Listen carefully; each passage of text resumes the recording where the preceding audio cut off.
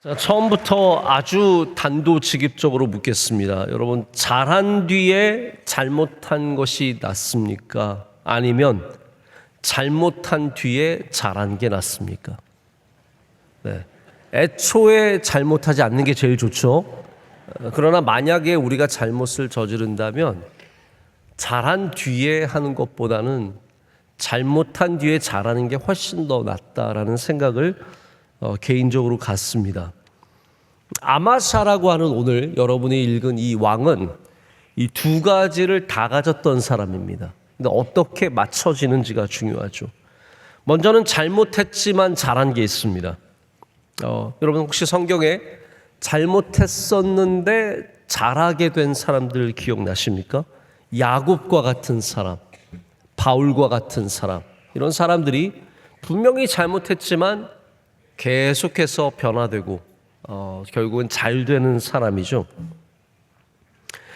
아마샤도 마찬가지입니다. 오늘 본문의 배경이 되는 말씀이 그가 굉장히 잘못했지만 하나님의 사람, 이 선지자를 통해서 잘한 일로 바뀌게 됩니다. 근데 오늘 우리가 읽지 않은 본문에는 나중에는 잘하였던 그가 잘못하게 되는, 이 영성이라는 게 여러분 그래서 참 쉬운 게 아닙니다. 우리가 잘하면 계속 잘할 것 같지만 우리의 삶 가운데 이렇게 하나님 앞에 교만해지고 우리의 삶에 신앙이 녹아있지 않으면 언제든지 누구라도 마찬가지입니다. 아마샤 제가 보기에는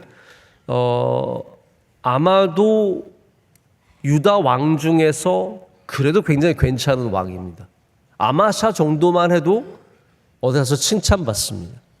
그런데 그가 마지막에 하나님 앞에 굉장히 불손하고 제가 볼 때는 큰 죄를 짓게 되죠. 좀 설명을 하나씩 좀 드리도록 하겠습니다. 오늘 이제 본문 우리가 두 절만 딱 읽었는데 너무 내용이 길어서 제가 그냥 설명을 드릴게요. 이스라엘이 에돔과 전쟁을 하게 되는데 당시 평화 관계에 있었던 북이스라엘에서 용병을 데려옵니다.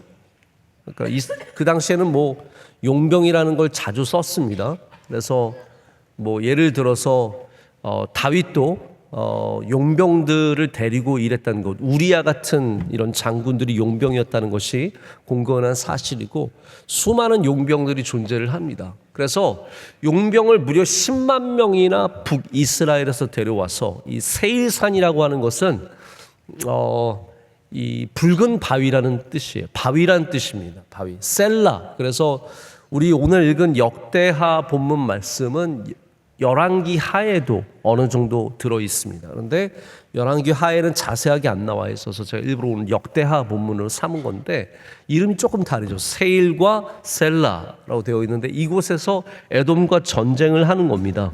그런데 얼마를 주고 이 용병을 데려왔는지 정확하게 오늘 말씀에 적혀 있습니다. 100달란트를 주고 용병을 10만 명 데려왔습니다. 자, 오늘 이 김에 여러분이 달란트가 얼마나 큰 돈인지를 한번 생각해 보세요. 우리 예수님의 비유에 몇만 달란트 빚진 자입니까? 자, 제가 어려운 질문은 드리지도 않아요. 그냥 저절로 나오는 질문들만 드리는데 1만 달란트 빚진 자 얘기가 나오잖아요. 예수님의 비유 속에. 근데 오늘 말씀을 보십시오. 100달란트를 주고 몇만 명을 데려와요?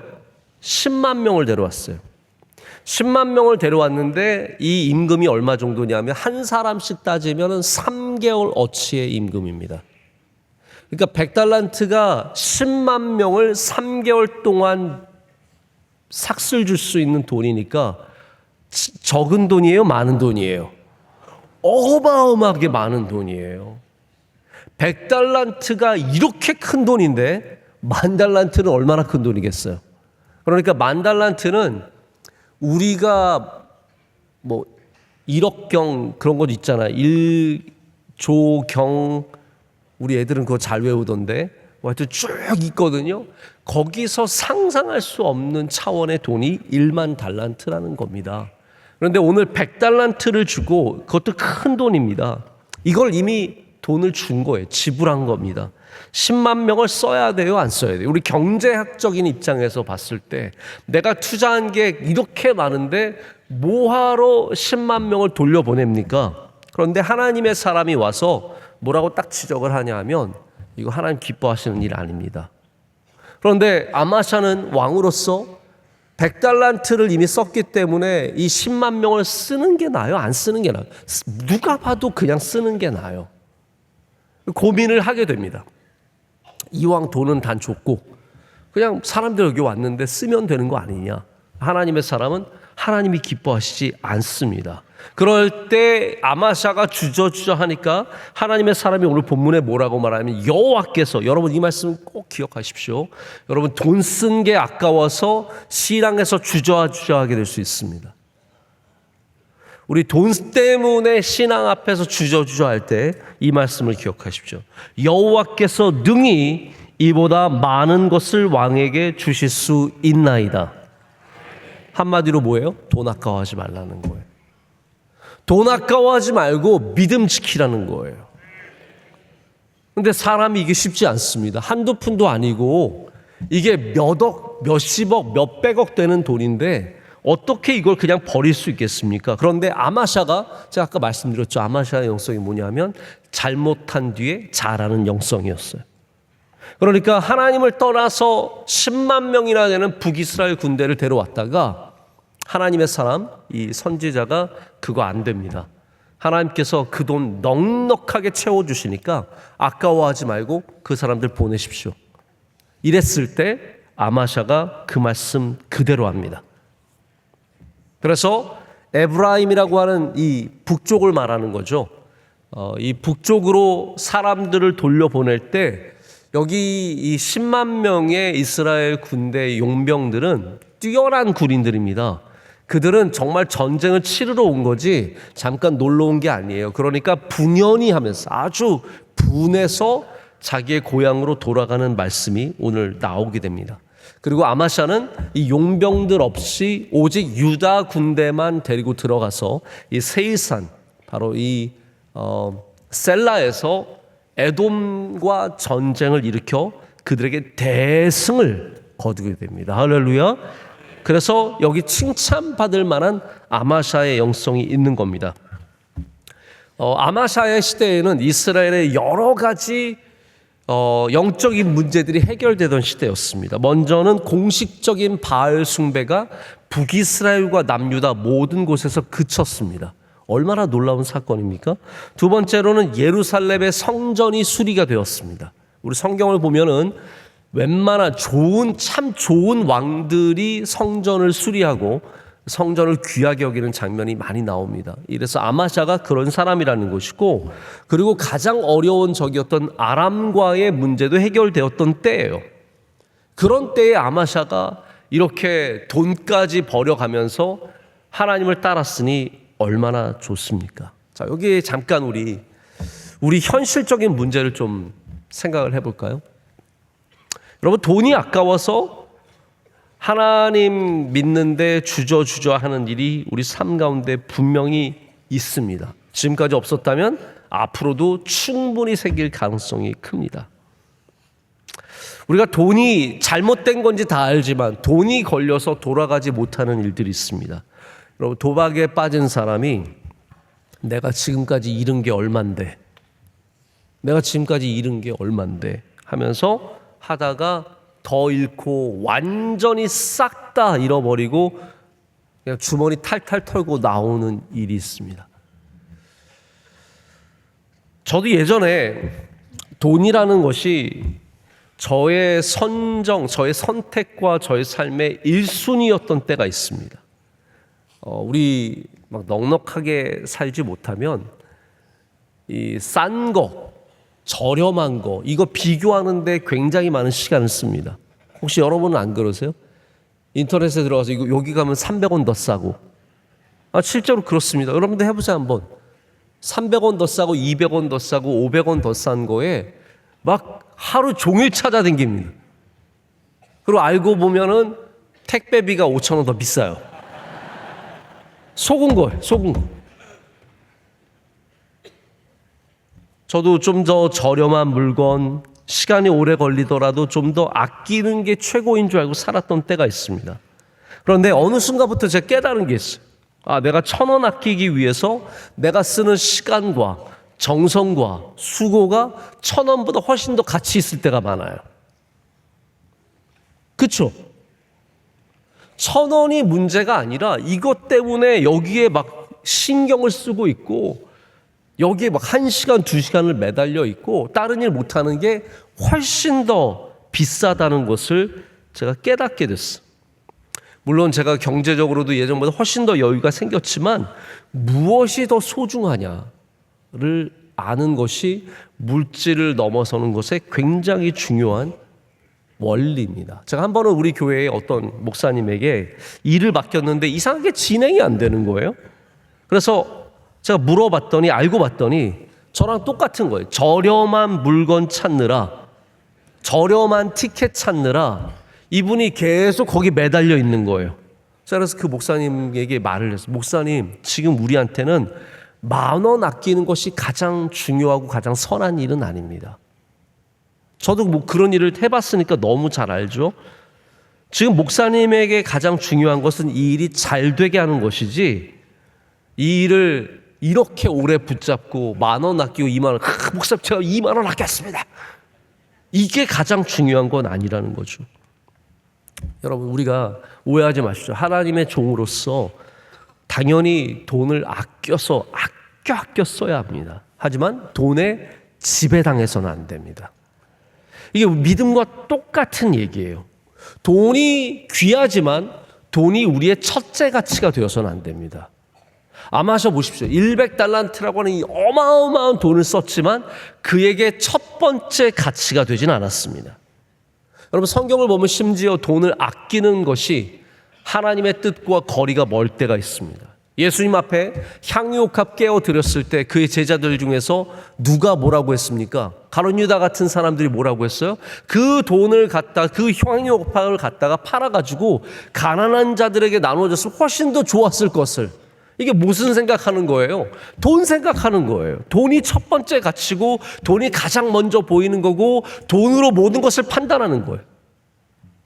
예배 때도 여기 돈이 얼마 들었는데 이거 돈 안 쓰고 이거 했으면 더 좋았을 텐데, 그는 굉장히 정의로운 것 같고 굉장히 성한 것 같지만 하나님으로부터 멀어지는 겁니다. 여러분, 이거 이상하지 않습니까? 돈을 아꼈는데 하나님으로부터 멀어져요. 왜 그렇습니까? 돈이 믿음보다 더 귀하게 느껴지기 때문이라는 거예요. 여러분, 돈이 우리의 최고의 가치, 최고의 도덕이 아닙니다. 신앙인으로서 돈이 귀하지만 하나님보다 돈을 귀하게 여기면 그게 결국은 돈을 섬기는 자세입니다. 그래서 우리가 과감하게 물질을 내려놓을 수 있는 신앙을 반드시 가져야 합니다. 자, 오해하지 마십시오. 여러분, 제가 오늘 새벽부터 여러분한테 돈 내라 그러는 거 아니잖아요. 주머니에 가져온 거 다 털고 가십시오. 한 번씩 그런 걸 해봐야 될 것 같아요. 네. 오늘 하나님을 사랑하는지 돈을 사랑하는지 한번 보겠습니다. 주머니에 있는 거 다 털고 가십시오. 그러면 여러분 어떻게 하시겠습니까? 아마샤가 그렇게 한 사람이에요. 하나님께서 더 채워주실 수 있다는 믿음. 이거 내가 100달란트 썼는데 이거 아까워서 어떡하지? 아니에요, 여러분. 하나님이 그것보다 10,000배 넘게 채워주실 수 있는 분이시라는 거예요. 근데 이게 실제로는 어렵다는 겁니다. 만약에 여러분이 예약한 비싼 공연이 있어요. 한 20만 원 주고 아주 좋은 자리를 얻었어요. 그런데 교회에서 연락이 왔는데 그날 저녁에 교회 모임이 있다고 와야 된대요. 자, 여러분, 아침에 생각하기 싫으시겠지만 한번 생각해 보세요. 내가 20만 원을 주고 예약을 했어요. 좀 더 제가 좀 더 아주 구체적으로 해볼까요? 여러분이 만약에 지금 제가 볼 때는 손흥민이 올해가 마지막으로 EPL에서 뛸 수 있는 가능성이 굉장히 큽니다. 정말 아침부터 너무 속상한데, 손흥민이 요즘에 잘 못하잖아요. 그러니까 이제 토트넘에서 손흥민을 다 정리하려고 그러는데, 내가 토트넘 손흥민 마지막 경기를 가기 위해서 정말 뭐 비행기 표도 사고 티켓도 사가지고 몇백만 원을 들여놨어요. 근데 여러분, 교회에서 그때 부흥회 있다고 가지 말라고 연락이 왔어요. 어떻게 하실래요? 아마 절대로 그 투자한 것을 포기하는 것이 쉬운 건 아닐 거라고 생각합니다. 제가 저희 아내 이야기를 좀 외람되지만 죄송하지만 한번 드리고 싶습니다. 저희 아내가 대학교 때 이제 저희 그 당시에는 어학연수가 굉장히 유행이었어요. 기억하세요?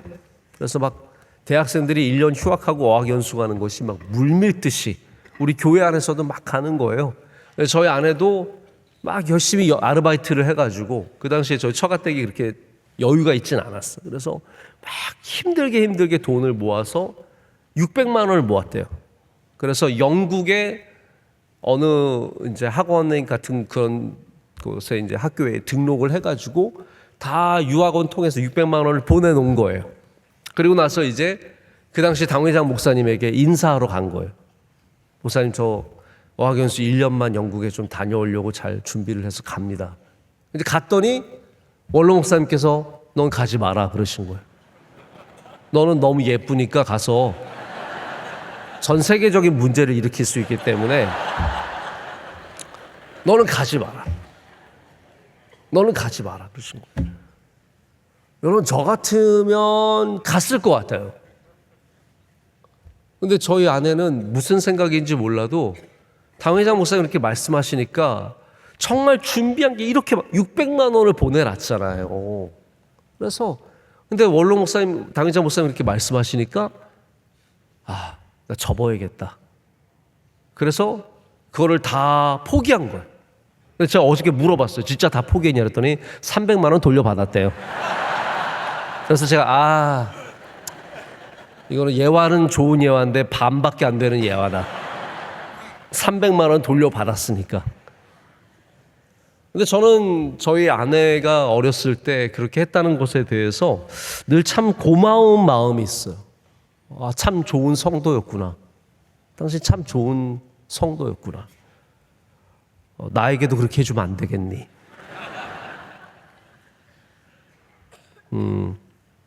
여러분, 돈이 아깝죠. 그러나 우리가 돈보다 하나님을 귀하게 여길 줄 아는 믿음이 있어야 합니다. 여러분, 잘못한 일이 있어도 하나님께 돌아오면 됩니다. 그게 이제 오늘 우리가 아마사에게 발견하는 이 첫 번째 영성입니다. 그가 하나님을 떠나서 사람을 의지하여 10만 명의 대군을 데려왔지만 하나님께서 말씀하실 때 그가 과감하게 100달란트를 포기하고 10만 명을 돌려보내게 되죠. 근데 이제 두 번째 이야기는 전혀 반대 이야기입니다. 이렇게 잘했던 아마샤가 전쟁에 승리하고 나서는 전혀 다른 모습을 보여주게 됩니다. 아마샤가 이제 소금 골짜기 사해, 이스라엘의 동남쪽에 있는 지역이죠. 거기 이제 에돔이 보통 우리가 만든 그런 도시들, 우리 페트라라고 혹시 요르단에 있는 도시 들어보신 적 있으십니까? 인디애나 존스의 배경이 되는 그런 거대한 이 바위 신전들 이런 게 모여 있는 그런 지역인데, 에돔 바로 그 민족이 살았던 지역이 바로 거기입니다. 어마어마한 문화를 일으켰고 거기서 대단히 강성한 국가를 형성했던 사람들이 에돔인데, 그들과 전쟁을 치러서 대승을 거두는 이야기가 바로 이제 아랫절에, 오늘 우리가 읽은 말씀 아랫절에 나오게 됩니다. 그런데 이렇게 큰 승리를 거뒀던 아마샤가 에돔에서 잘못을 하게 됩니다. 무슨 잘못을 하냐고요? 이 세일산에서 에돔의 신을, 에돔의 우상을 그가 가져오게 돼요. 가져오기만 한 것이 아니라 그 에돔의 신에게, 우상에게 분향을 합니다. 한마디로 제사를 지내고 예배를 드렸다는 거예요. 이게 말도 안 되는 일이거든요. 하나님 말씀 순종해서 100달란트 버리고 전쟁에 갔던 그가 이기고 나서는 에돔의 우상에게 절하고 예배하는 사람으로 변하게 됩니다.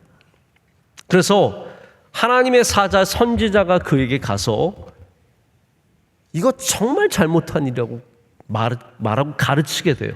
그런데 아마샤가 이 하나님의 사람 선지자에게 정말 못할 말을 하게 됩니다. 이게 오늘 읽지 않았지만 16절입니다. 오늘 성경 피고 계시면 16절로 한번 가보십시오. 16절 제가 읽어드릴게요. 선지자가 아직 그에게 말할 때에 이게 당신 그러면 안 됩니다라고 말하는 거예요. 분양하면 안 됩니다. 하나님께서 노하십니다. 그랬대 왕이 그에게 이르되 우리가 너를 왕의 모사로 삼았느냐? 그치라. Shut up이에요. Shut up. 조용히 해라. 어찌하여 맞으려 하느냐? 맞으려 하느냐 하니 선지자가 그에게 이르되 왕이 이 일을 행하고 나의 경고를 듣지 아니하니 하나님이 왕을 멸하시기로 작정하신 줄 아노라 하였더라라고 됩니다. 그러니까 하나님의 사자를 멸시하고요. 누가 너를 왕의 모사로 삼았느냐? 닥치라, 멎으라, 멈추라, shut up. 이렇게 험한 말을 쏟고요. 너 지금 맞을래? 이거 굉장히 웃긴 말이잖아요. 너 한 대 맞아야겠다. 선지자에게 이런 말을 퍼붓는 희한한 왕으로 바뀌게 됩니다. 여러분 이럴 수 있습니까? 처음에 100달란트 포기하고 하나님 말씀 따랐던 순종했던 그가 전쟁에 승리하고 나서는 자기에게 충고하는 하나님의 종을 때리겠다고 겁박하는 치졸한 왕으로 변화된 겁니다. 여러분 이거 꼭 아셔야 됩니다. 성공한다고 내가 더 잘 믿게 되는 게 아닙니다. 우린 그런 착각을 할 때가 있습니다. 내가 더 잘 되면 내가 더 잘 믿겠지. 전혀 그렇지 않습니다. 우리가 잘 돼야 잘 믿는 게 아니라 잘 믿어야 잘 믿는 겁니다. 잘 된다고 더 마음이 넓어지는 것도 아니고요. 오히려 잘 돼서 귀가 닫히고 남들이 좋게 말하는 거, 목사님 훌륭하세요, 목사님 말씀 좋아요, 목사님 멋져요, 이런 이야기만 계속 들으면서 나쁜 말은 하나도 안 들으려고 하는 그러한 사람이 되기가 쉽습니다. 주위에 하나님의 사람들이 모이는 게 아니라 우상 숭배자들이 모여요. 자, 여러분의 삶을 꼭 돌아보시길 바랍니다. 잘 될수록 더 잘 믿는 사람과 함께 하시고, 할렐루야, 잘 될수록 더 귀를 여시고, 잘 될수록 더 위를 바라보셔야 합니다. 근데 아마샤는 승리하자마자 이렇게 하나님으로부터 돌아서서 우상을 숭배하는 사람이 되었습니다. 저는 이게 바로 승리의 약점이라고 생각합니다. 승리의 약점. 승리한 사람들이 하나님 잘 믿기가 어렵습니다. 왜냐하면 자 보십시오. 하나님은 우리에게 순종과 경배를 원하십니다. 다시 말씀드립니다. 하나님은 우리에게서 순종과 경배를 원합니다. 그런데 승리한 사람이 사람들에게 순종과 경배를 원합니다. 내가 순종하고 경배하는 사람이 되는 게 아니라 내가 승리했기 때문에 난 위대한 사람이고 나는 훌륭한 사람이기 때문에 다른 사람에게서 순종과 경배를 원하는 교만한 사람이 됩니다.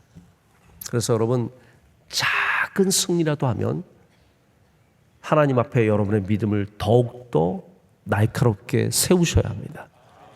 작은 승리라도 조그만 일이라도 잘 되면 우리의 믿음을 반드시 돌아보셔야 합니다.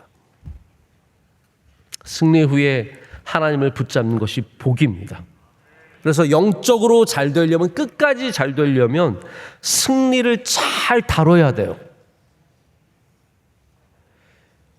그래서 우리 영성에는 패배와 승리를 잘 다루는 이 두 가지 영성이 함께 필요합니다. 이번에 여러분 동계 아시안 게임 끝난 거 아시죠? 이게 8년 만에 열린 동계 아시안 게임이라고 합니다. 우리나라 선수들이 잘했습니다. 어떻게 피겨 스케이팅 우리나라가 금메달을 다 땄어요? 어떻게 그럴 수 있죠? 네? 그 남자 차준환 선수는 걔는 무슨 조각이에요. 걔 원래 이제 배우였는데 배우를 하다가 자기는 스케이팅을 해야겠다고 해서 전향해서 이제 스케이팅만 하게 된 건데 걔가 금메달을 땄어. 완전 저는 너무너무 자랑스러워요. 우리나라 이렇게 선수가 잘하면서 잘생기고, 우리 여자 선수도 김채원 선수인가? 너무 잘하고 훌륭했습니다. 근데 여러분, 금메달 딴 선수만 있습니까? 예선 탈락한 선수들이 얼마나 많은데요. 열심히 했는데 미끄러져서 떨어지고, 아무도 안 봐주는 겨울 스포츠. 여러분, 그 누가 바이애슬론 같은 거 막 설상 총 한 번 쏘고 또 한 번, 이거 누가 봅니까? 왜 보고 있어요 그걸? 그런 종목에서 뛰는 선수들은 관심 한 번 못 받고 37등 이렇게 끝나면 얼마나 서럽습니까? 근데 여러분, 잘 되려면요, 금메달도 잘 다뤄야 하고 예선 탈락도 잘 다뤄야 합니다. 예선 탈락했어도 인생에 성공할 수 있는 것이고, 금메달 땄어도 인생에 패배할 수 있는 것이 우리의 삶입니다. 뭘 받든지 그걸 잘 다룰 줄 알아야 돼요.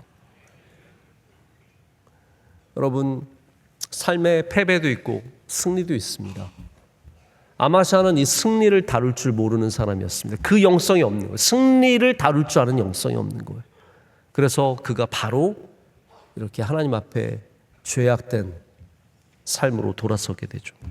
제가 한 가지만 더 얘기를 드리고 말씀을 맺을게요. 이것도 그냥 얘기입니다.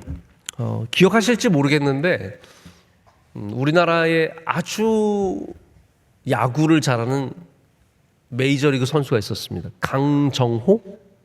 들어보셨습니까? 그 당시에 뭐 킹캥 해가지고, 강신대 킹이에요. 킹캥이에요. 킹콩이 아니라 킹캥으로 미국에서도 굉장히 많은 인기를 누렸던 선수입니다. 이 선수가 한국에서 잘하다가 미국에 갔는데 뭐 홈런을 20개 때리고 유격수, 3루수 보면서 잘하니까 피츠버그라고 하는 팀에서 어마어마한 인기를 누렸습니다. 앞날이 보장되어 있었어요. 근데 그가 승리를 다룰 줄 몰랐습니다. 돈을 다룰 줄 몰랐어요. 우리는 돈만 많으면 좋은 줄 아는데 돈을 다룰 줄 알아야 되고 승리를 다룰 줄 알아야 됩니다. 강정호 선수가 그때 한국에 들어와서 술 많이 마시고, 우리 어린 학생들도 잘 들어요.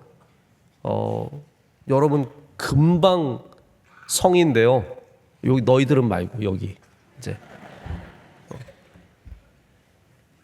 그러니까 막 신나서, 운동선수들 잘 나가는 선수들은요, 딱 노는 사람들이 정해져 있습니다. 연예인들 혹은 술집 일하는 사람들, 여자들 많이 데리고 노는 거.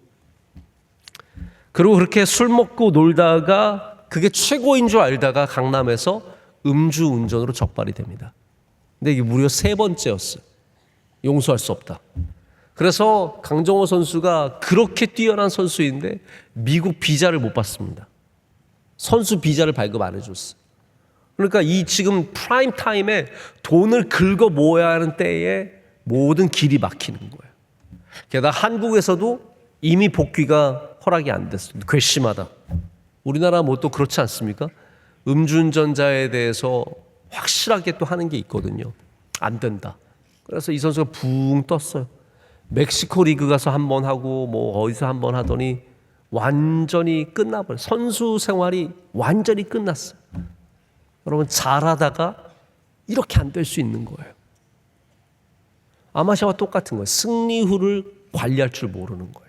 그런데 제가 왜 강정호 선수 얘기를 드리냐면, 실패 후에 그가 다시 잘 되는 길을 걷기 시작했기 때문입니다. 강정호 선수가 누구 만났는지 아십니까? 예수님 만났어요. 예수님 만났어요. 예수님 만나고, 내가 정말로, 그러니까 이게 막 쓴 뿌리로, 그때 나 야구 못하게 한 사람들, 이런 마음만 갖고 있으면 절대로 잘못된 다음에 잘 될 수가 없습니다. 이런 마음에서 벗어나야 잘못된 후에도 잘 될 수 있는 거예요. 그래서 예수님 만나고 나서 강정호 선수가 깨달은 거예요. 자기가 잘못한 걸. 자기가 정말로 너무나 타락한 삶을 살았다는 걸 깨달은 거예요. 그래서 이 선수가 미국의 캘리포니아에 강정호 야구 스쿨을 엽니다. 근데 거기에 어떤 선수들이 갔냐면 우리나라 선수들 가운데 슬럼프 많은 선수들, 잘하다가 갑자기 어려움을 당한 선수, 이런 선수 데려다가 타격 코치를 해준 거예요. 근데 놀랍게도 강정호 스쿨만 가면 선수들이 잘하는 거예요. 돌아와가지고 막 홈런을 막 때리고 좋은 선수가 되고 그러니까 지금은 이 강정호 학교에 가려고 줄을 서 있습니다. 최고의 선수들이 다 오프시즌에는 다 강정호 학교 가가지고 이 학교에서 열심히 다시 컨디션을 끌어올리고 배워서 다시 우리나라에 돌아와서 훌륭한 활약을 하는 거예요.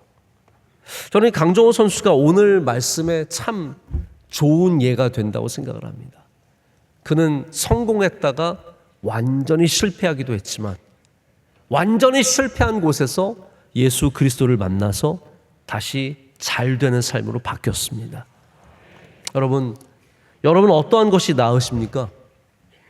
성공하다가 실패한 게 낫습니까? 실패했을지라도 다시 예수 그리스도로 인해 잘 되는 것이 낫습니까? 저는 누가 뭐라 그래도 실패를 경험할지라도 예수님 통해서 잘 되는 게 훨씬 더 낫다고 생각합니다. 여러분의 영적인 삶이 이렇게 돌아오는 삶이 되시기를 축복합니다. 아마샤는 훌륭했던 왕이지만 100달란트를 과감하게 버릴 수 있었던 왕이지만 그 승리 후에는 이렇게 에돔의 신에게 절하는, 그리고 하나님의 사람들을 겁박하는 치졸한 왕으로 변화되었고 그로 인해서 그는 결국 멸망하게 됩니다. 오늘 우리에게 주신 이 말씀을 통해서 우리의 영적인 자세가 끝까지 하나님 잘 믿는 자세가 되기를 원합니다. 돈 때문에 신앙 버리지 마시고, 높은 자리 때문에 신앙 버리지 마시고, 여러분의 어떠한 삶에서도 반드시 끝까지 믿음 붙잡으셔서 우리 하나님이 기뻐하시는, 하나님이 끝까지 품어주시는 복된 인생들 되기를 간절히 소망합니다.